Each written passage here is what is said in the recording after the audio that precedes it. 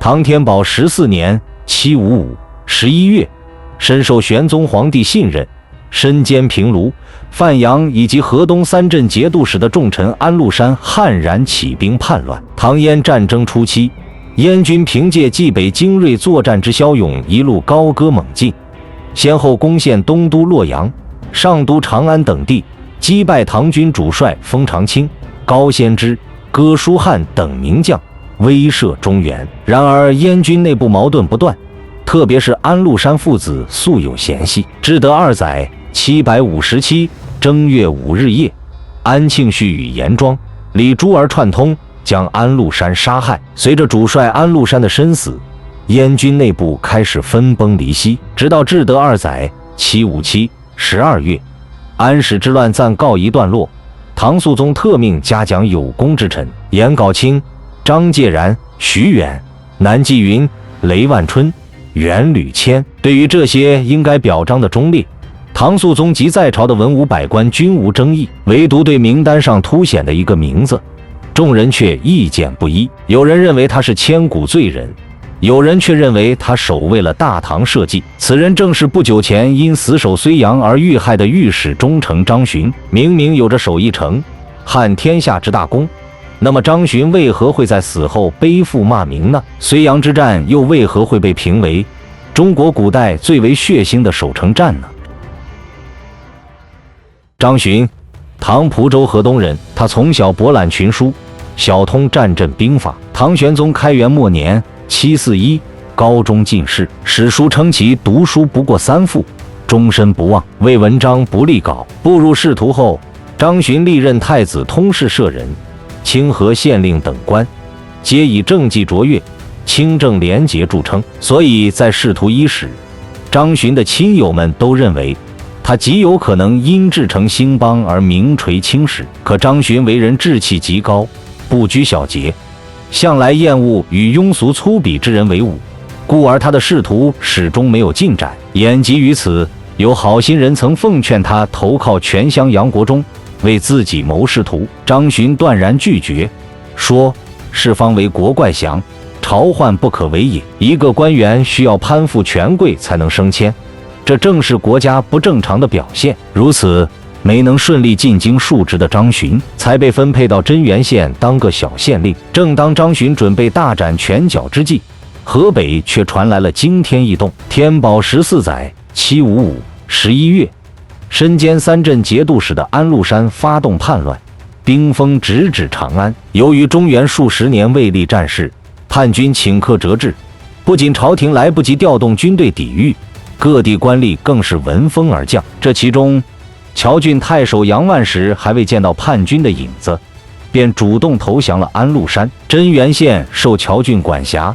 叛主后的杨万石第一件事就要拉手底下的官员入伙。张巡在当地颇有名望，然是杨万石的首要劝降对象。可面对杨万石的卖主行为，张巡怒不可遏，愤而起兵，率领本县吏民数千人，毅然举起反抗安禄山叛军的义旗。吊诡的是，决绝的张巡却没能等来同僚们的积极反应。当时在真源县附近，雍丘县令令狐潮正准备投降，当地百姓对他们的长官主降嗤之以鼻。趁令狐潮出城迎接叛军，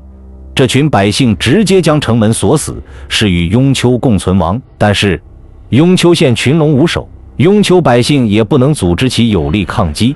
所以城中有识之士派人邀请张巡为他们守城。天宝15载756 2月，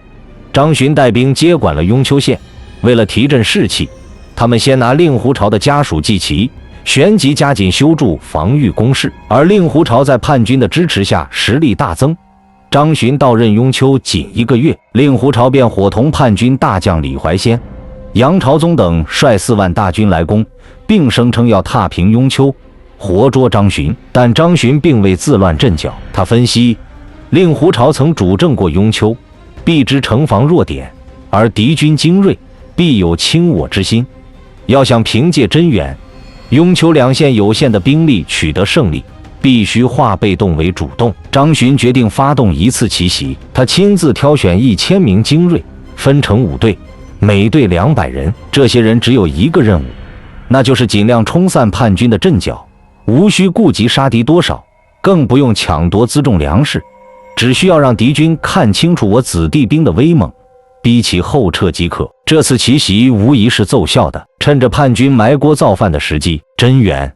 雍丘子弟兵杀至，敌军顷刻间阵脚大乱，数万大军根本顾不上吃饭，也来不及抵抗，便伴随一股莫名的颓势溃退战场。此后，张巡与令狐潮间又爆发了大小300余战，令狐潮屡战屡败，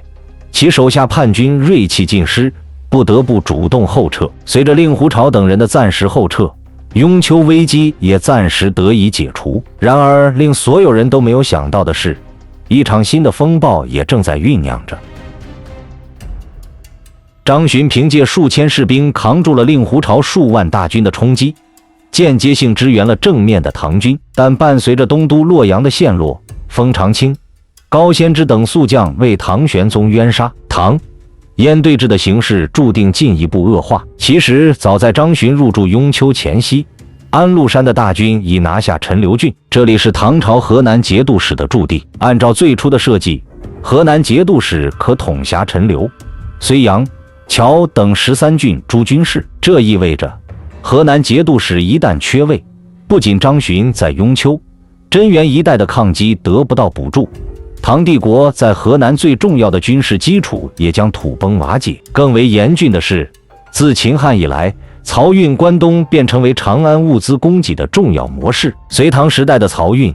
多取东南之粟，也就是所谓的江淮租赋。这些钱粮在和平时代通常需要自江都运出，经长江、淮河、黄河等水路直抵洛阳，再由洛阳地区安排人手，以车货驮陆运至陕。可以说，赋取所资，漕碗所出，军国大计养于江淮。而连通隋唐大运河的通济渠正好穿过雍丘、宁陵、睢阳等地，直下江淮。这就意味着守好雍、宁、睢3县，便能有效阻止安禄山叛军染指江南。江淮的重要性，安禄山当然晓得。为了断绝唐朝中央的财政收入和粮饷，陈留郡陷落之日起，他就令手下大将李廷望为河南节度使，抵守陈留，同时派出杨朝宗、崔乾佑等沿途收拢大军，形成东掠势头，剿灭抵抗势力，以期在未来某个时间段兵临江南，彻底扭转乾坤。作为杨朝宗、李廷望的手下，令狐潮被新上司寄予厚望，他自知打不过张巡，便带着士兵屯驻雍丘之北，并在那儿盖了座启州城，日夜防范，切断张巡义军的粮草之源。张巡虽然是个文官，但军事思想十分超前。见令狐潮暂时放松了对雍丘、真源的攻势，他便在城中大胆练兵。他的练兵方式与传统将领不同，他从不要求各营主将无条件服从自己，反而允许他们最大限度发挥指挥员的创造性。无论哪一级别的将领，在张巡眼中都有权根据现状自行调整作战方案，临机处断一切突发事件。对于张巡这种无组织无纪律的练兵方式，唐军内部难免产生质疑之声。对此，张巡解释道：今胡人务持突，云和鸟散，变态百出，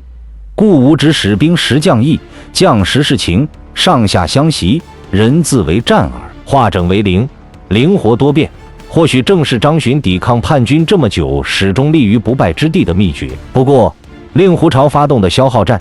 着实是张巡镇守雍丘以来遭遇的最大挑战。雍丘地小人寡，城内物资储备极其有限，作战日久，唐军的箭矢早就时代久空。为此，擅长夜袭的张巡又想到了一计奇招，他命人扎制一批稻草人，为他们穿上夜行服，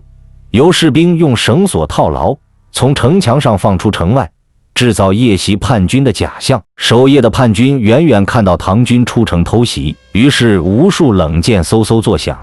而张巡等守城官兵则在城上静等稻草人再箭而归。就这样，几天下来，唐军成功的箭数十万支。当然，借箭并不是张巡的唯一目的。两军对峙日久，双方的消耗都极大。叛军后方除了将军械物资运抵前线外，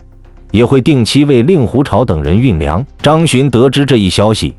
当即决定采取声东击西之计，他自己率小股部队夜袭，佯攻令狐潮，引对方出营，之后再由亲信率领大部队偷袭叛军的粮草辎重。等令狐潮发现自己上当受骗后，满载而归的张巡将计就计，派出500人的敢死队伪装成稻草人模样突袭敌营，这下把令狐潮彻底整不会了。10载，朝军大乱，焚垒而遁，追奔10余里。虽然张巡如此可怕，但令狐潮知道两军打消耗战，精髓全在一个熬字，只要坚持下去，没有打不赢的仗。与张巡相比，令狐潮的优势恰恰就是兵多将广，后援有力。眼见令狐潮围而不走，张巡便主动提出弃城，希望对方给自己及身后的将士们留条活路。考虑到一时半会打不赢张巡，令狐潮便秉着相安无事的心理，命自己的军队后撤30里，打算等张巡跑路后，自己再接管雍丘，也不失为大功一件。怎料令狐潮大军一撤出启州城，张巡就派人拆了敌军的城楼，撤无发木而还违背，扛着木头又回雍丘，准备下一轮军事战斗了。就这样，张巡前后坚守雍丘长达1年，令狐潮始终拿他没办法。在张巡的感染下，其手下也涌现出一大批悍不畏死的护唐猛将，其中人送外号木头将军的雷万春最是令人叹服。一次，令狐潮率军来攻雍丘，雷万春正在城头督战，令狐潮命令手下士兵万箭齐发，雷万春来不及躲闪，面门上狠狠地挨了6箭，但他岿然不动，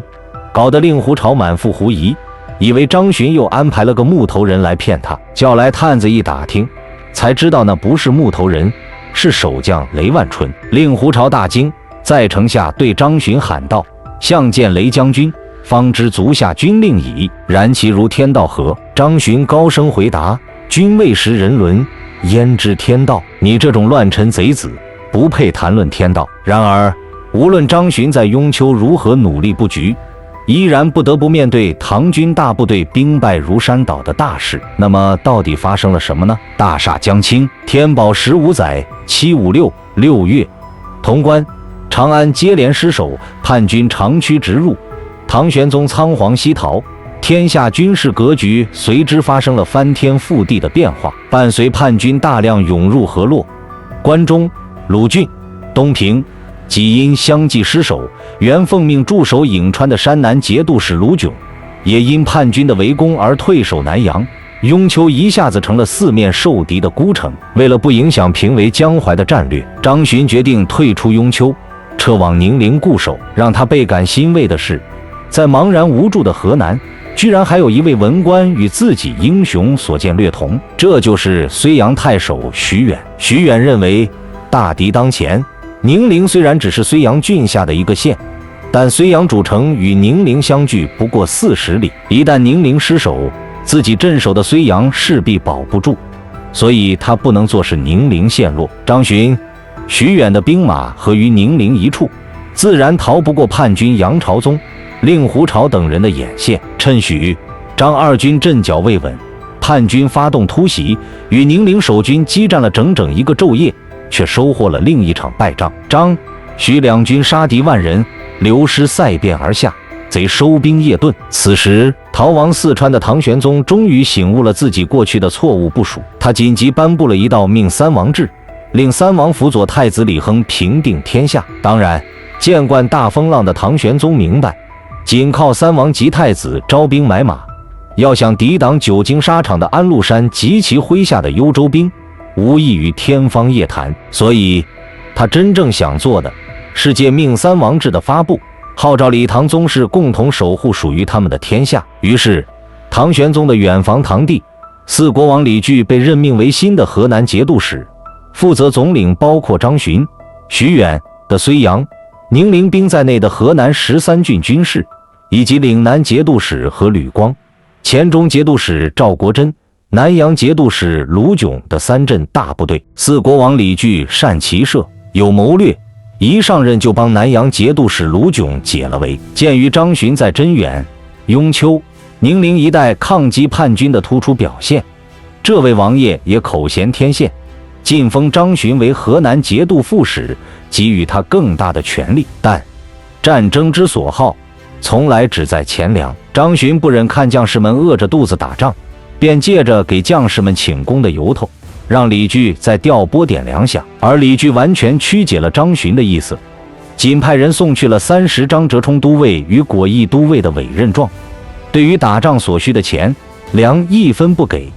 气得张巡破口大骂：宗社上威，为陵孤外，许可令赏与资。事实上，这并不能完全归咎于李据的虚伪与吝啬。如果将历史的视野扩大，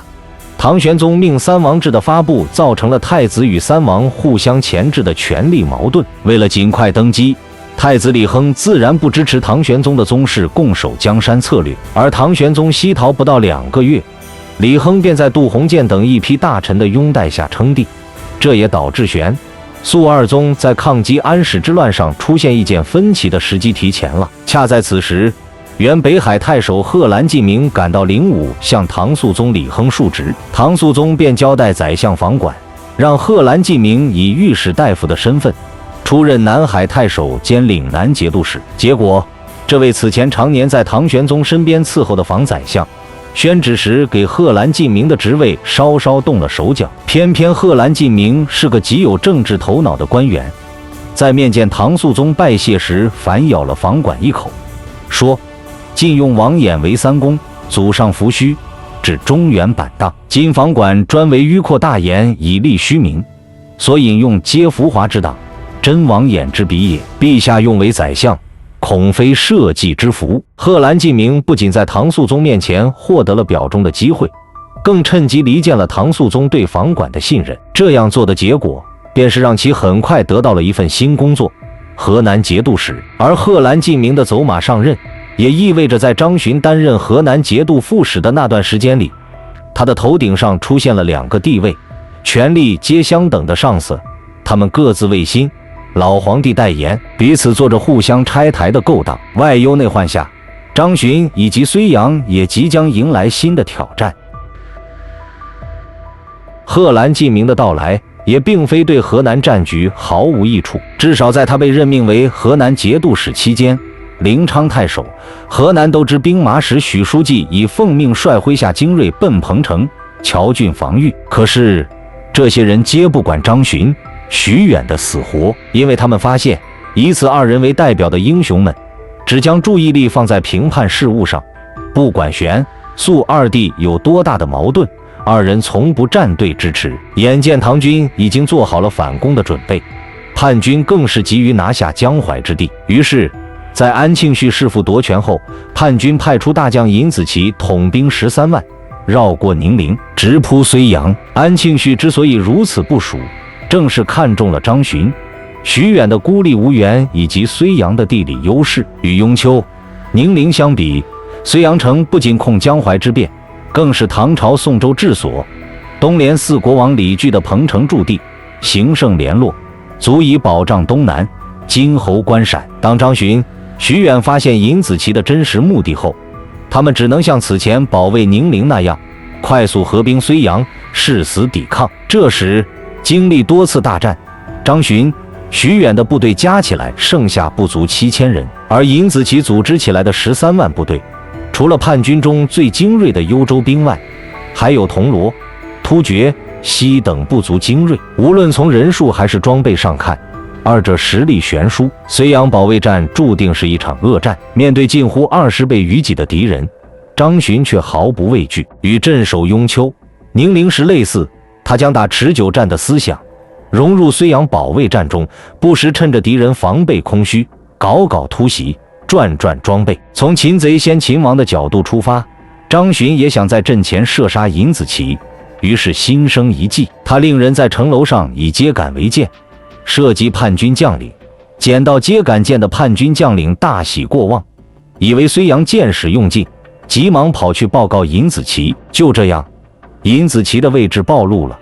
随即被张巡的麾下大将南霁云射穿左眼，败下阵来。看着张巡如有神助般保住了睢阳，徐远说：远诺不息兵，公智勇兼济，原请为攻守，请攻为远战。从此二人达成默契，徐远仅负责后勤，而张巡全盘主管军事。大约半年后，尹子奇卷土重来，这时张巡他们出现了粮食短缺问题。此前李据为对抗贺兰进明，晋江不取而行，致使其麾下部队粮食消耗过快，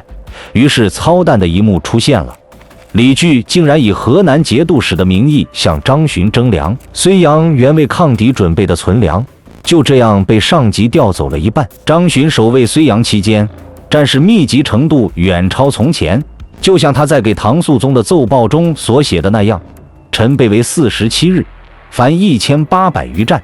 这个数字即便不十分精确，但依旧能看出守城士兵体力消耗之大，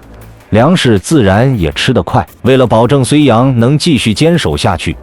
张巡只好吩咐南霁云去找贺兰进明搬救兵，同时在城中施行粮食定量分配制度，规定一线将士每人每天最多可食用1盒米，吃不饱就只能拿木皮、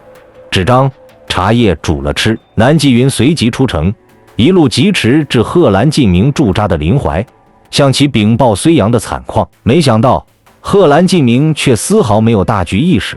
他告诉南霁云，睢阳迟早陷落，将军有大把前途，何必守在那里送死？南霁云愤怒不已，拔出佩刀自断中指，并放言待叛军平定后必杀贺兰进明，随后愤让离去。伴随了南霁云的借粮失败，等待着张巡以及睢阳城的又将是什么呢？另一边，叛军得知睢阳城内缺粮，士卒大饥后便架云梯，以钩车、木马攻城。即便在如此困境下，张巡依然扛住了尹子奇的攻势。强攻不下的尹子奇这时突然想起了智取州城为雍丘的经验，当即决定穿壕力诈以守，跟张巡玩起了消耗战。形势对张巡越来越不利，迟迟得不到补给的睢阳士兵有的渐渐饿死，活着的将士也大多气若游丝，完全没了往日的战斗力。张巡只好指挥将士罗雀绝鼠，逐开弩以食。但随着粮食越来越紧张，张巡不得已做出了一个惊天的举动。实在，他将自己的爱妾带出来，对将士们说：“诸君今年伐食，而忠义不少衰，无恨不割鸡以啖众，宁惜一切而做事是鸡。”说完，当众杀了这个小妾，给睢阳将士充当军粮。对此，守城将士声泪俱下，不忍食之。张巡强令食之，这群可怜的将士才照办。有了张巡杀妾的先例，徐远也将自家的同仆拉到军前，杀了攻士卒充饥。再后来，看着守城将士为睢阳日夜奋战，许多百姓自发加入了公粮行列。10载，人之必死，莫有叛者，所余才400人。古代战争围城、屠城并不少见，但像睢阳之战这样百姓奉献自我，为守城将士充军粮的，十分罕见。既然战况如此惨烈，张巡为何至死不降不撤？其实，在生与死的折磨中，睢阳城内也曾出现过一种突围东奔的声音。但张巡的观点是：睢阳、江淮之保障，若弃之去，贼必乘胜长驱，事无江淮也。且我中击雷，走避不达。这句话有2层意思。首先，他认为放弃了睢阳，江淮必定不保，而江淮不保，天下更加岌岌可危，到时会死更多人。其次，退1万步而言，若放弃睢阳，以将士病饿羸弱的状态强行突围，势必会造成更大的伤亡。城外尹子奇大军虎视眈眈，我军出城无险可守，其结局也必然是死亡。既然终究要一死，何不尽忠到底，做个响当当的英雄呢？最后的时刻终于到了。至德2载10月，尹子奇再度集结大军攻城。此时的睢阳城内无兵可战，外无兵来援。对于这样的结局，张巡似乎早已坦然接受。在睢阳城即将陷落之际，他跪在地上，朝西方磕了3个响头，大呼道：“臣力竭矣，不能全城，生计无以报陛下，死当为厉鬼以杀贼。”城县，张巡、徐远、雷万春、南霁云等36将皆被俘虏。直面张巡，尹子奇多少有点胆颤，他问张巡：“听闻你每次迎战都咬牙切齿，以致牙齿全都咬断了，何以至此？”张巡答道：“吾欲气吞逆贼，但力不遂耳。”尹子奇不信，用刀撬开张巡的嘴，发现真的只剩下3、4颗完整的牙齿。尹子奇不禁为张巡的人格魅力所感染，想对其劝降，但张巡始终对叛军破口大骂，最终劝降不成的尹子奇勃然大怒，将其杀害。与张巡一同赴难的还有雷万春、南霁云等诸位守城英雄，而徐远因为是睢阳太守，尹子奇不敢擅自杀之，将其交给安庆绪处置。但很快，在安庆绪下令撤出洛阳前，徐远也因不屈而壮烈殉国。可悲的是，就在睢阳城破3天后，援军来了。原来在张巡死守睢阳期间，唐肃宗为了进一步统筹东南诸道兵力，派出身边的宰相张镐替代贺兰进明。张镐是位识大体、阔落有大志的官员，听闻张巡告急多时，他曾第一时间命亳州刺史吕秋晓率部增援，奈何吕秋晓素臂力，对才华高于自己的张巡、徐远以及先前死于其手的诗人王昌龄皆嫉妒不已。他接到命令后，故意拖延时间，致使张巡失救，睢阳失守。尽管张镐后来杖杀吕秋晓，为张巡报了仇，唐肃宗也听从李翰等人的建议，给予睢阳守城将士应有的表彰，但彼时天下的舆论却似乎还不愿正视张巡等人的付出。以人为良的张巡究竟是神还是魔？诚然，带头吃人无论出于何种高尚的目的，在一个文明的社会里都是无法容忍的野蛮行径。可张巡之罪，不也是当时睢阳城全体军民的共同选择吗？正如明朝人李治在《史纲平要》中所言：“张巡不依古法，人自为战，虽古大将不能过也。人之必死，莫有叛者。号令如此严明，足矣。何必如吾白被下毒手乎？勿以成败论英雄可也。”张巡被杀500年后，文天祥在《正气歌》里写了这样一句：“为张睢阳耻，为延长山舍。”将张巡视为榜样，激励自己不屈抗敌。或许历史本身就是一种选择性记忆，也是一种选择性遗忘。当残忍被剥离后，信仰便冉冉升起，为千秋万代所铭记。